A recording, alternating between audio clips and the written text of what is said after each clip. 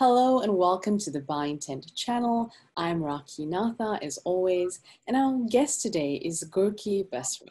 And Gurki, I didn't check if I pronounced your name correctly, but I hope I did. But it's Gurki Basra. Gurki, a very warm welcome.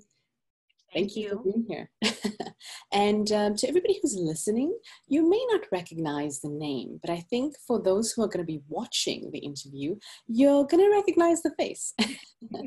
And that's because Gurki was on season 1 of the Netflix dating show called Dating Around.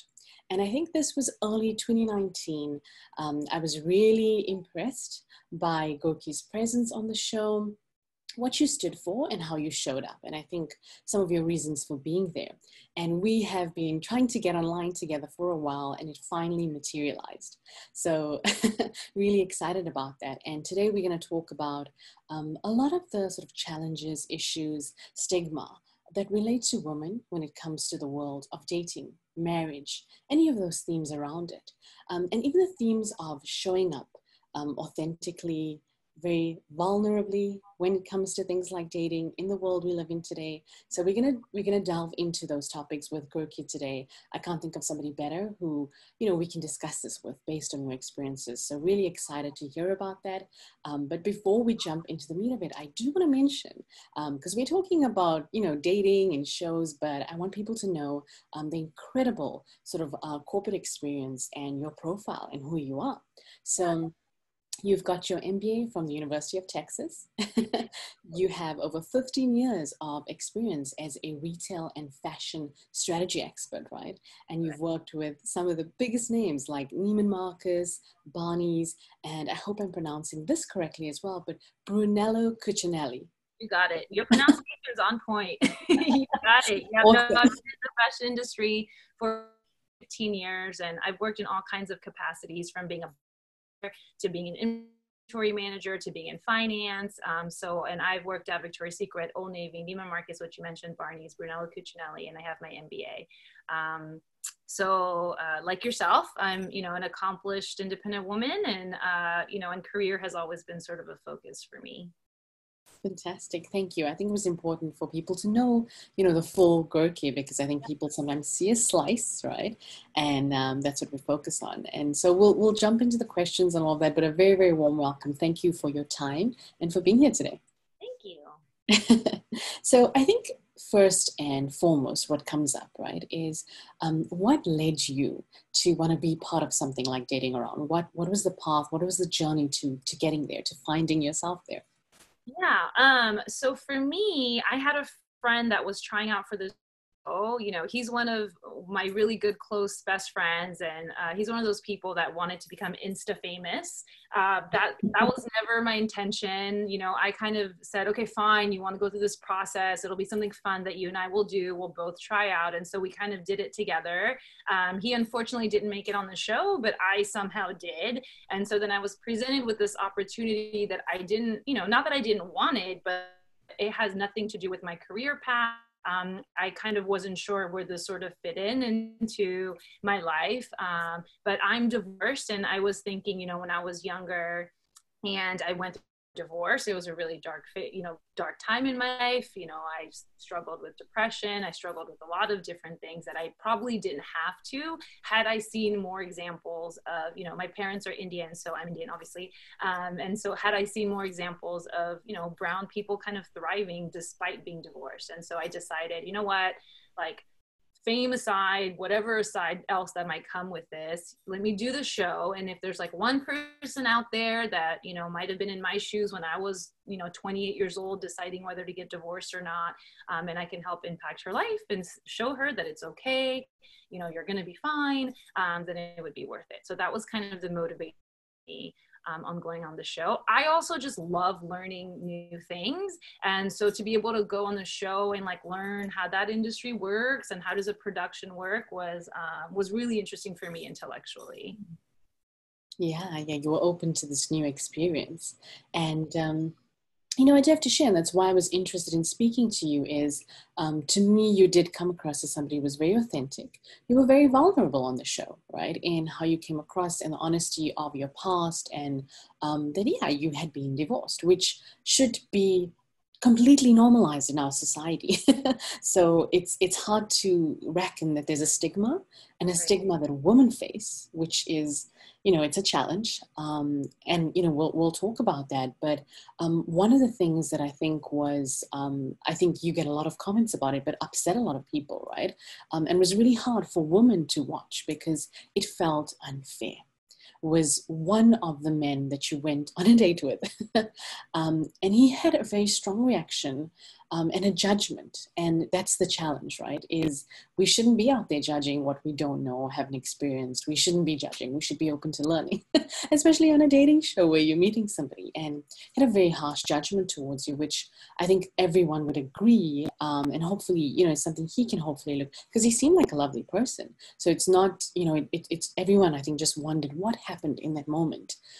What triggered him to react so strongly. And if people haven't watched the show, go and watch Gurki's episode. It's still up on Netflix, right? I think season 1's still up there. So go and have a watch, and I think you'll understand the context of this question. But Gurki, tell us a little bit about that particular incident within the show, in the bigger picture of everything you've experienced with the show. Yeah, sure. So Justin, this was this gentleman's name. It's actually quite ironic. Producers of the show, before the Justin date, the night before, I was working at the same time as I was recording. So I would work during the day. We would film 7 p.m. till sometimes 7 a.m. the next day. I didn't realize we'd be filming that, take a cat nap and go straight to the and they told me, the makeup artist was wonderful, so she was able to cover the bags under my eyes. But before this date, they told me, get some rest. We really think you're gonna like this guy. So I actually went into the date thinking, okay, at that point, I think I had already gone on 4 dates, hadn't really hit it off. And so I was like, okay, like this one's a good one. Like, I was in. And whatever, we had banter, but as the evening progressed, as we were drinking more alcohol, people become more open, they become more themselves. And it was he wasn't comfortable with, one, me being divorced, and two, my cultural background. And he had a really hard time understanding how, my example had an arranged marriage. So they met on their wedding day. Somebody of Indian descent, that's quite normal, at least of our generation, for our parents and grandparents. And for him, it was you could automatically see the judgment where he was like, that's weird. It's one thing to be like, oh my God, that's, I've never experienced it. That would be crazy. He had a lot of comments on camera and off camera, off-putting. And then, with me being divorced, I was, like you said, very vulnerable and open. My doubts going into the marriage, feeling the pressure from family, but going through the marriage anyway. When I went on the show, I told myself, no matter how perfect you are, there's going to be people that are not going to like you. Worth my effort, to be anything but who I am. And I was going to be completely open going onto the show. And unfortunately, I guess, it wasn't his cup of tea. And for me, I was really kind of, he was so sure on his perspective, and he was so sure that, like, oh my God, arranged marriage, that sounds awful, that a part of me was doubting myself. Like, am I being crazy for being this open?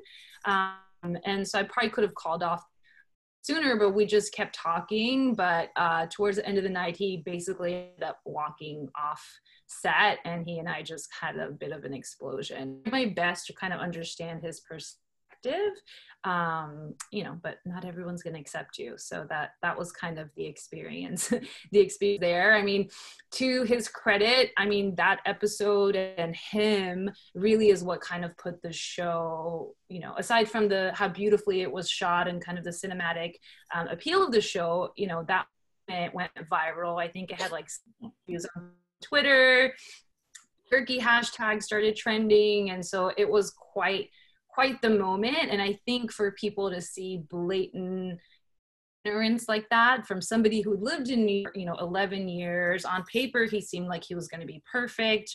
For me, he was ambitious. He was, tall, I'm tall, and, and he was, open-minded. Supposedly he had dated Indian women before. I'm not sure if that's true anymore. So, but clearly there was other things under the covers that, sort of to his benefit again, like, I think there's more there that caused all those triggers for him.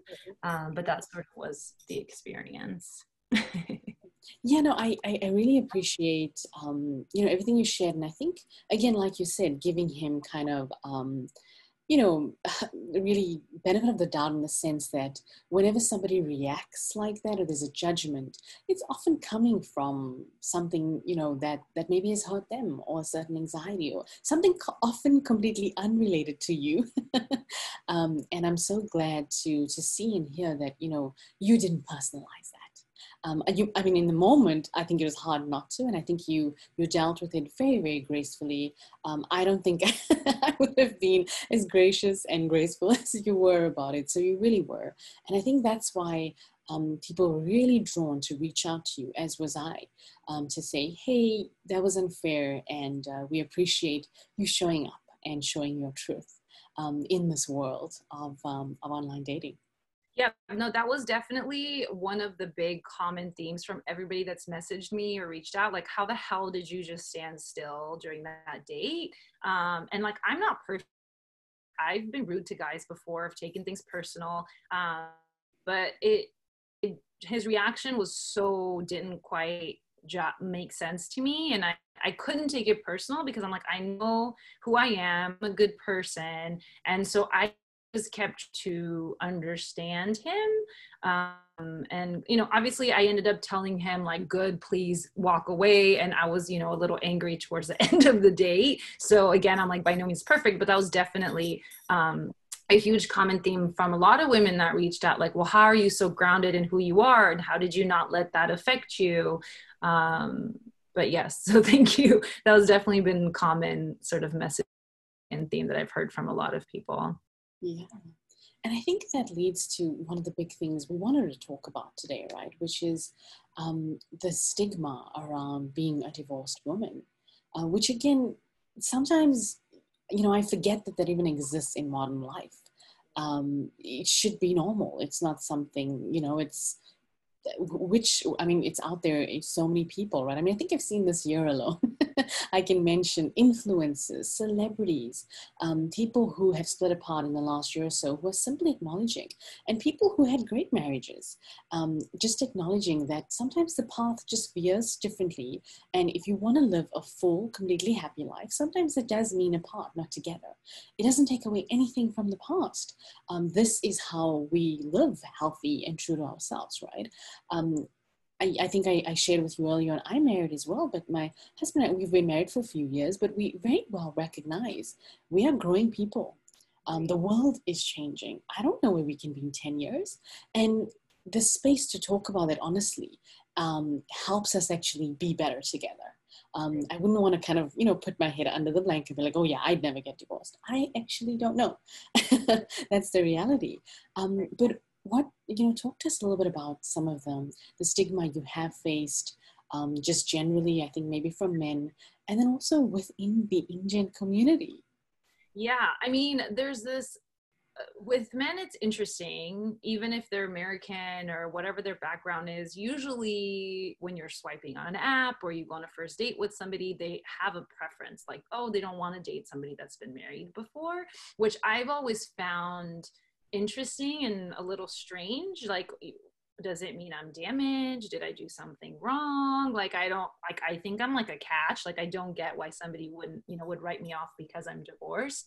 And I feel like with men, there's this, I guess, I don't know if I would call it stigma, but there's this perception that if you're a woman and you were divorced, and, in my case, it was, I took the initiative to get divorced, that, maybe you don't have the right family values or you don't value commitment. But it's, for me, it's quite the opposite. I actually am looking for a lifelong partner. I want to be with somebody whose values match mine. And I feel like because I have gone through the struggles of a divorce and, a marriage that, had its ups and downs, like, I understand how challenging it is. And the fact that I still want the partnership should show that, I'm resilient and all of that. So to me, I always joke, I'm like, oh yeah, if you're my second husband, like, you're going to be so lucky because like I'm like more patient. I understand how to compromise, all that stuff.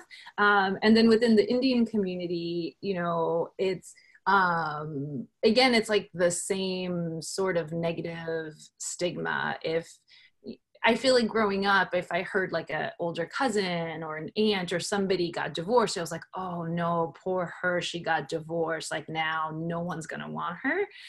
Which again, I'm like, I don't know, like I'm pretty good. Like, okay, so I got divorced, you know, it could have been a boyfriend that I broke up with. I don't know. So there's still that sort of perception. So when I went through my divorce, I kind of knew that it was gonna stain me, if you will. And like, do I need to go through with it?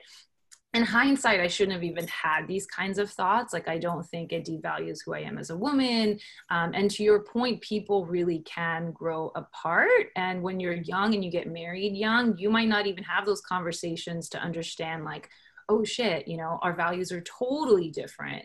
And so, yeah, I feel like it's a very challenging time right now to sort of be in, you know, be in a relationship, be in love, and figure out how to make it work, because we're all very lucky in that we have a lot of resources at hand. We're all learning, we're all like challenging ourselves. We want to be super fulfilled and we want our partner to be the exact same, but that's really hard to do.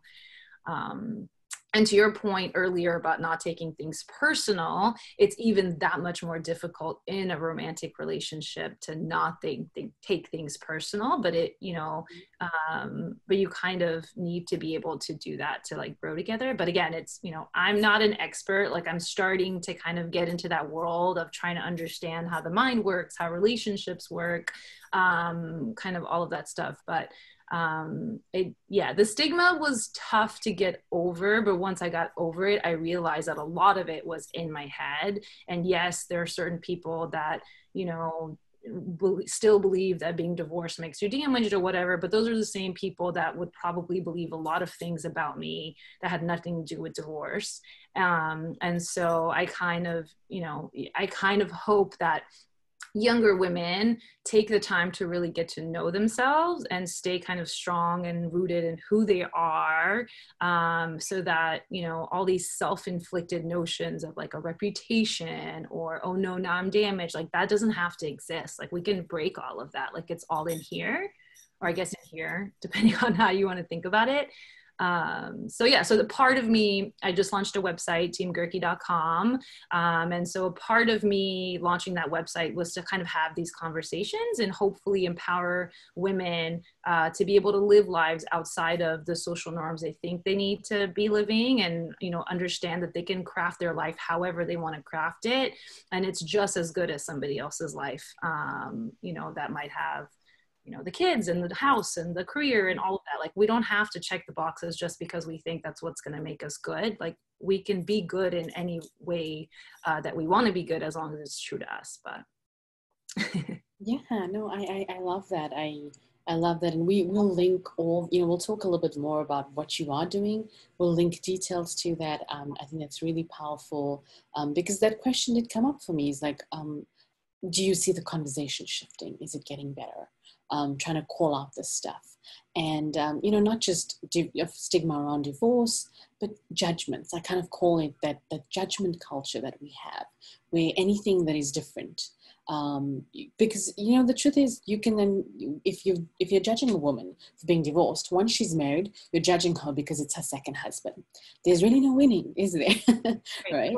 Yeah. And I think underneath all of that, it's about judgment. And I think it's because we grew up, you know, I think in the 90s, in a time when people weren't being authentic, people were building their lives for status, for money, for influence. It became about all these things and that checklist, like you mentioned, right? And so that separated us from just authentically appreciating and loving people, you know, in a general sense, in communities, in society, and created this division of, what do I do to be better, to be higher? And it created division, and everything we are seeing now is the outcome of that, which is saying to us, we cannot live like this as a society. We have to stop. Yeah, you know? no, totally. Yeah. I think your first question about like, do I see things shifting? I think a little bit, but I don't know if it's because who I am, that's who I'm naturally, you know, that's who's gravitating towards me. So I don't know if I'm equipped right now to answer that question. But another thing that a lot of comments that I got in regards to the show is, spoiler alert, you're supposed to go on 5 dates and then you pick a date to go on a second, or you pick a guy to go on a second date with. I didn't choose anybody because for me, it wasn't just that the Justin date was traumatic, which it was, but there were a lot of great guys I went on dates with during filming, but I didn't really see a long-term connection. And so for me to like settle and pick a guy just for the sake of that's how the show is supposed to work, it just didn't make sense. And the producers were supportive of that, and so they allowed me to just not pick anybody. And so one comment that's been kind of, you know, very common from a lot of people that have reached out to me is like they just felt like that was so refreshing, and thank you for not picking somebody just because you were supposed to. And so I think people are realizing that life can look a lot of different ways, and you know, and that you can be happy and thriving, and like, of course I want a partnership, but that doesn't mean that if I don't find the right partner I'm going to be unhappy. Like, no, I can be happy and thriving and successful, and I don't have to like center my entire identity around finding a man and settling or doing any of that. So I think it kind of ties into what you were saying about norms are changing. And in the 90s and kind of in our parents' generation, it was about, all right, did you check all the boxes? And oh, no, she didn't. And like, you know, poor her. And I think people are realizing that we can live very fulfilled, you know, whole lives without it looking a way that they thought it was supposed to look. Absolutely. I love that. And I'm glad that you're supporting, you know, that conversation, because for young women who are either single or have been divorced, I think it's such an important support resource. So I'm so glad that although that was a traumatic experience, that you're taking, you know, all the lessons from that and building something that's empowering others. Again, that speaks to who you are. So really appreciative of the work that you are doing in that realm. And leads me to kind of think about another question. And I don't know if, you know, you've been dating since then, or your thoughts on dating, love, the idea of marriage beyond the fact that, of course, you don't attach it to your identity, which is so important. And I love the statement you shared about that, but just any ideas around that. And I think the question that I'm leading to here is, it seems that it is challenging to be authentic, to be vulnerable in the way the dating world is today. There's a lot of masks now. Everybody's kind of stuck behind a screen. So you've got to, you know, there's another layer now, right? What is happening? I mean, if you even know in the dating world, is it really challenging? Why is it so hard? Yeah, I mean, the ego is really, really strong. Yeah, so from like I don't know if you would call it spiritual, but you were talking about masks and, you know, things people wear. I have been dating. I actually ended up, the director of the show and I ended up dating, and we're still friends. Post the episode, That is awesome. it was planned. We were not like being shady while filming. No. It happened kind of organically. He was in New York a few months later and like reached out to me, and we ended up going out for drinks and whatever. We actually live together in LA, you know, we're getting really serious. And then recently decided to take some time apart, which has become permanent.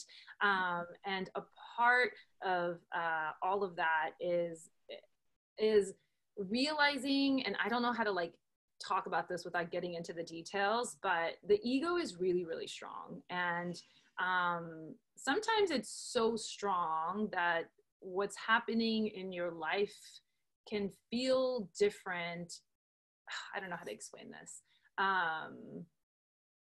Yeah, there's just, we really love each other, and we were trying to build something together. But when it came to certain, you know, things that perhaps, you know, I wanted to get married, he didn't want to get married. I didn't realize I wanted to get married again. Once he said he actually didn't want to, I was like, ooh, I don't know how I feel about that. And so there was a lot of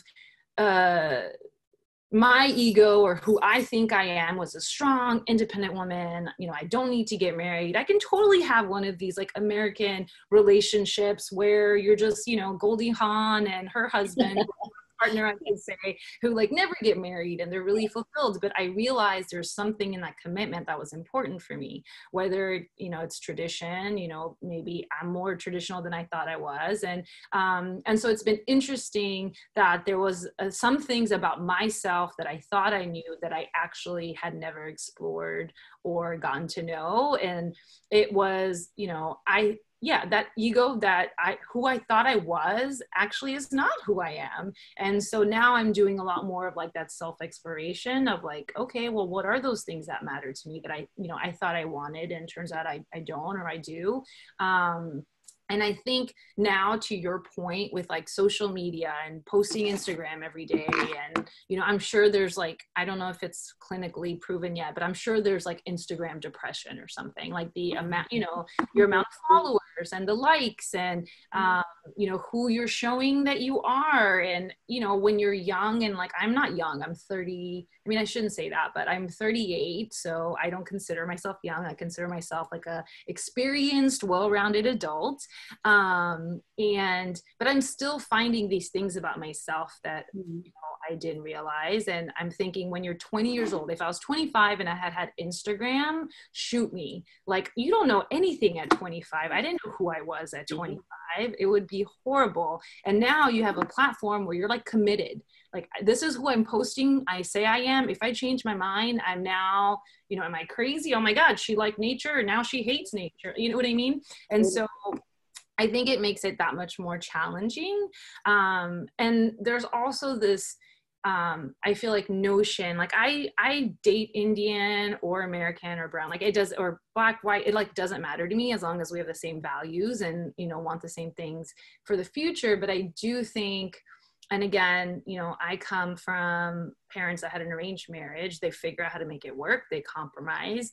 But in the American culture, there is this resistance to compromise. People, I feel like the guys I've dated that just didn't want to compromise, like, to them, they thought, well, if I compromise, I'm losing a part of who I am. Like, no, like, if this doesn't work, then it doesn't work. Like, you know, like, you be you and I'll be me. And, you know, we'll both be these strong, independent, you know, people. And if it comes together and it works, great. Otherwise, you know, this is not the right relationship. And I think people are losing the compromise part of a relationship, that's not compromising yourself, but that you kind of have to do in a friendship or roommate situation or a relationship. And so I think, yeah, I think it's a really hard time for love. Yeah. I think that's, you know, a very succinct way to put it. And so much, again, just resonating with what you shared. Yeah, I would not want to be 25 and be on Instagram. I have nieces and I worry about this. I legitimately worry. It's like I have to keep telling them that your self-worth has nothing to do with that persona. You know, I really, and I wonder what parents must feel like, right? To have kids have to deal with this, because it is a bit too much. And hopefully these are the things that are going to start changing with our culture and how we interact. It's so, I mean, what's beautiful about your story, though, is you're growing, right? And what more than that are we here to do? Right. So you're certainly on the right path if you're discovering new things and being true to that. Because I think you could also, like you said, with the masks, with the ego being as strong as it is, it's easy to want to be something to accommodate what looks good in the world. It's so easy to fall into that trap. And that's the struggle with being authentic, you know. And I think you're doing that. I think you're doing that probably not with ease. It's probably really difficult, but as a model for that. Again, I think making Team Gurki and what you're trying to do so much more important for other young women out there. Yeah, I think you're changing in beautiful ways. You're not crazy. You're not, it's not that you don't know yourself, you're just growing. And I think you're going to continue to grow into somebody who's so, so true to, you know, what you meant to experience as a soul here. So, I mean, if that is what you're looking for, he's out there, Gurki. He's out there. And as you become, you know, the person you're meant to be, that the energies will gravitate towards each other. Right. No, that's beautiful to hear. And it sounds like you have a beautiful relationship. And yeah, and I'm super fresh off that breakup. And it's a unique breakup because, you know, there's love there, And so it's not like, you know, you got sick of the person or you're like, oh God, he's not a career person. I can't be with, it wasn't those like very, I don't want to say superficial. Those reasons are important, but it wasn't as easy and as clear cut of a breakup. And so, yeah, so you're right. We're like, I'm definitely evolving, definitely growing. And it's, you know, and it's one of those things where it happens your whole life if you're lucky. I don't want to stand still. I don't want to, you know, be stale. And so you're right. You know, you have to look at, you have to, I appreciate that. Thank you. No, I mean, and I think everyone who's listening is going to appreciate what you've shared and your journey. But talking about your journey, and I know a lot has happened since the show, and you setting up Team Gurki, but a few other things you're working on.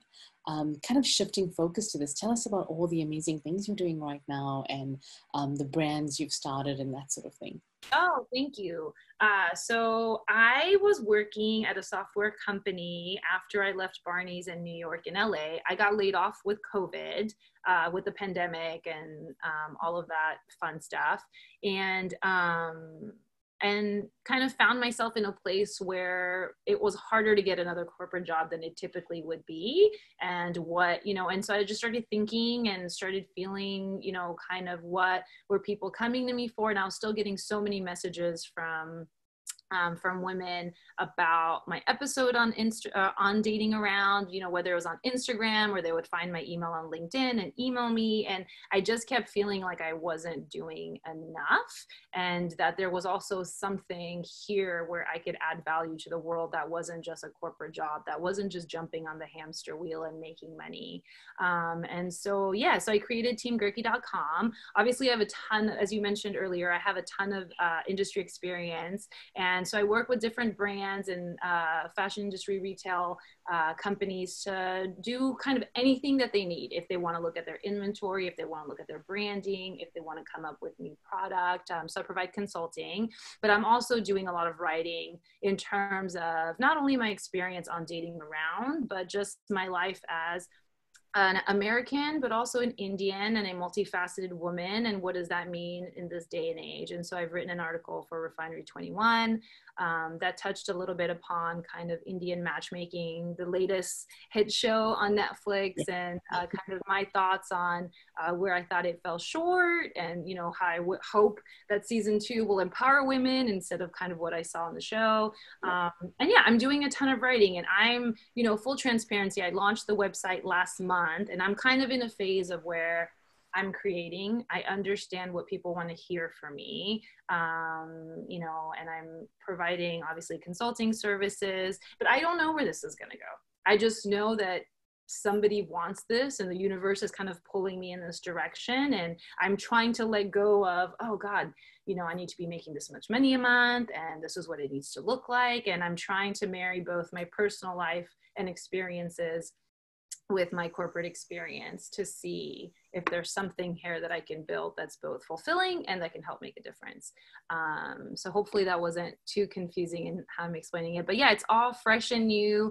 My expertise and passion is also in jewelry. So lots of beautiful jewelry. If you don't want to, you know, talk about anything too deep and you just want some beautiful designers, and I'm doing a lot of exploration too on some amazing jewelry designers. I think part of my journey too as a corporate professional is like I want to bring consciousness back to the fashion industry. And so I still want to, you know, work in the industry. I still want to talk about amazing talent and product, but I want to do it in a way that's kind of real and authentic and that talks to people.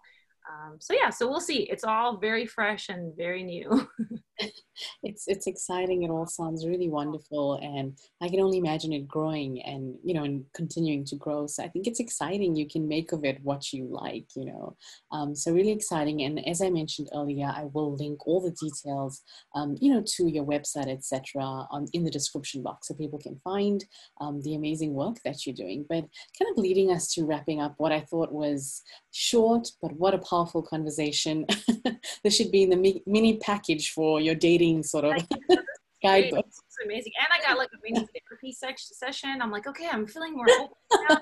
Break up. I'm like, this is fantastic. I love to hear that our conversations and by intent can be empowering. That's great to hear. So that's 100%. awesome. Yeah, Yeah. yeah. So I guess kind of I have a few fun questions, that I want to ask, kind of a rapid round. Um, Okay. but so just three or four really quick questions, and you can answer in 2 or 3 sentences, okay? As short as you like. Okay. Your fave Netflix show? Oh my God. I loved Hassan Minaj, but they canceled it. Or Hassan, Okay. I already So butchered Minaj, yeah, yeah. it right. Yeah, that was my favorite show, but they canceled it. Womp womp. Yeah, yeah. I'm hoping something, it Yeah, there's spins no in this way next he's not season. going to do something else just as Exactly. clever. He's Yeah. far too talented. Yeah, absolutely. Okay, perfect. The best date you might have ever had. Oh my God, the best date I've ever had. That's a good one. Mm, I'm like romance deprived, it seems. I can't think of anything really good. I once flew to Oregon to meet with somebody, and it was somebody I had dated prior, and I lived in New York, and we decided to reconnect randomly, and it was a totally granola, fun, staying at the beach kind of date. And I think because there was no let's get dressed up, we were just very casual. It was really fun. And I already knew him, so I was comfortable, but that was probably one of the best dates I've ever had for That sure. sounds really nice. Maybe that's part of the secret of creating that authenticity in how people engage. So I think you And might be onto something. What's your definition of love in 2 or 3 words or 2 or 3 sentences? oh man, my definition of love. My definition of love is taking care of each other. And I don't know if that's like too boring, but that's like all I want. It's like I want to take care of somebody, obviously, and I want them to take care of me. I'm not talking like bring me coffee in bed and all of that. Like I just want to be there for somebody, be supportive of them, and I just want to, be a support for them so they can be the best version of themselves. And I just want somebody supportive of me so I can be the best version of myself. Yeah, absolutely. And last one, what is one of the greatest life lessons you've learned? Oh man, greatest life lessons. Recently, it's like no matter how, when it comes to romance, no matter how much you want something to work, sometimes it's just not going to work out, and that it's okay. The Oh, it's okay part is what I'm learning to figure out this week and the next few weeks, but that's probably been my biggest lesson. I've always thought if there's love there, you can make anything work. And I think when people are way too nuanced and it's way too complicated and everyone is so different that sometimes it's just not going to. and it's okay. Yep. And it's I love that. And I think it applies to a lot of things in life. for sure. So I think it's definitely a statement we can take with us. Gurki, thank you so, so much for being here. It was such a pleasure. And again, excited to see everything you're doing. We will keep watch. And, we'd love to speak to you again in a year's time and kind of find out more about where you're at again. So we'll keep the conversation going. But thank you so much for your time, for being here. And to everybody who is, watching or listening on the podcast, please be sure to like, subscribe, and definitely share this with all the amazing women in your life who need to hear, I think, some of the really sage advice we got today. So thank you for being here, Gurki. Thank you so much for being here. And I will catch you guys all next time. Thank you so much, and bye for now.